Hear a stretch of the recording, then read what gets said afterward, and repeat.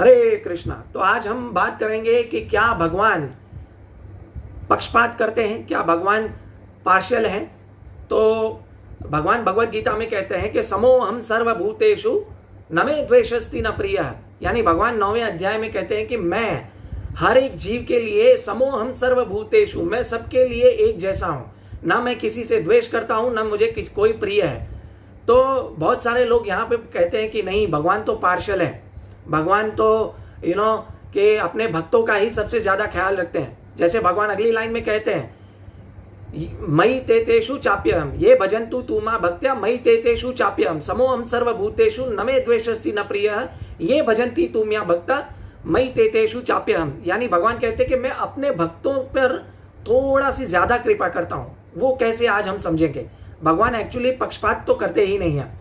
तो एक राजा है, एक जो धर्म के हिसाब से राजा जो अपना राज्य चला रहा है, तो वो सब राज्य सारी प्रजापति के प्रति एक जैसा समान व्यवहार करता है।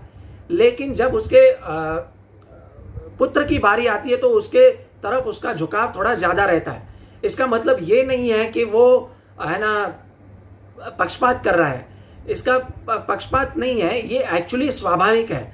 ऐसे ही श्री भगवान कृष्ण के लिए, अपने भक्तों के लिए थोड़ा ज्यादा झुकाव स्वाभाविक है, और हमारे हाथ में है कि हमें भगवान की कृपा कैसे लेनी है। ठीक है। और एक दूसरा है कि जज, एक जो जज है वो भगवान, वो अगर सच्चा जज है तो वो किसी भी जो है किसी भी के लिए भी पक्षपात नहीं करेगा। वो सबूतों और गवाहों को ध्यान में रख के ही अपना निर्णय सुनाएगा। वो सबके लिए एक जैसा होता है।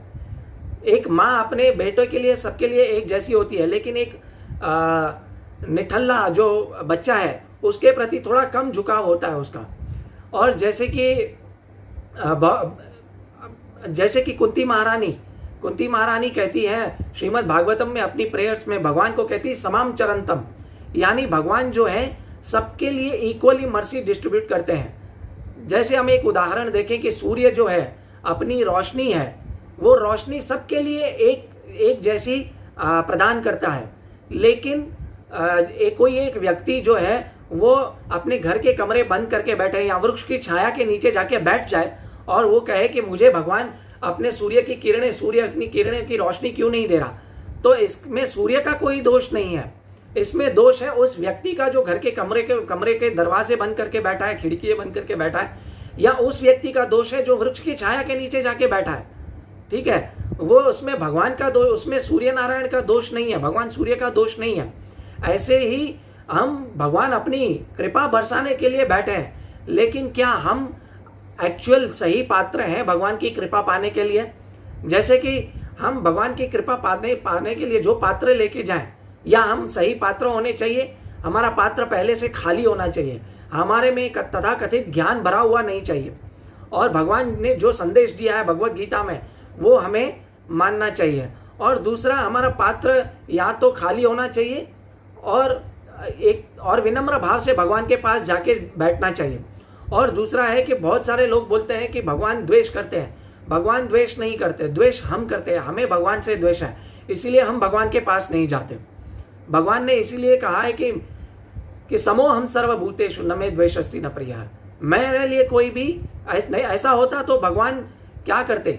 भगवान किसी पापी के लिए ऑक्सीजन रोक तो नहीं देते। भगवान ने सूर्य की किरणें सबको दी है ना। भगवान ने हवा, पानी, खुराक सबको दिया है। भगवान द्वेष कहाँ कर रहे हैं? भगवान कहीं द्वेष नहीं कर रहे हैं।